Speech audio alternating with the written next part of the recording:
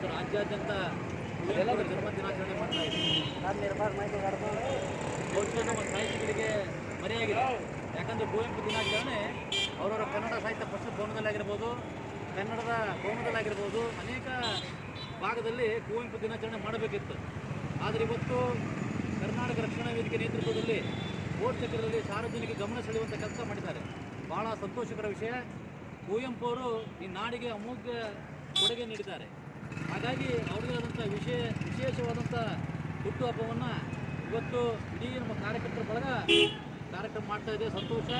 ಸಾಹಿತ್ಯ ಪರಿಷತ್ ಬಳಗದಲ್ಲಿರ್ಬೋದು, ಇನ್ನು ಅನೇಕರಿಗೆ ಕಾರ್ಯಕ್ರಮ ಮಾಡಬೇಕಿತ್ತು. ಅವರೆಲ್ಲ ಮರೀಚಿಕೆ ಅಂದರೆ ಅವ್ರವ್ರ ಕಾರ್ಯಕ್ರಮ ಅಂತ ಕಷ್ಟ ಬರ್ತಾರೋ, ಭಾಳ ಬೇಜಾರಾಗ್ತಾ ಇದೆ. ಹಾಗಾಗಿ ಕುವೆಂಪು ದಿನಾಚರಣೆ ಶುಭಾಶಯ ಕೋರುತ್ತಾ ಕರ್ನಾಟಕ ರಕ್ಷಣಾ ವೇದಿಕೆಯವರಿಗೆ ಎಲ್ಲ ಸಂಘದ ಅಧ್ಯಕ್ಷರಿಗೆ ಪದಾಧಿಕಾರಿಗಳಿಗೆ ಮತ್ತೊಮ್ಮೆ ಶುಭಾಶಯ ಕೋರ್ತಾ ಇದ್ದೇನೆ. ಕುವೆಂಪು ದಿನಾಚರಣೆ ಹೆಚ್ಚೆಚ್ಚಾಗಿ ಇನ್ನೂ ಎಲ್ಲ ಕಡೆ ಆಚರಿಸಲಿ ಅಂತೇಳಿ ಹಾರೈಸ್ತಾ ಇದ್ದೇನೆ.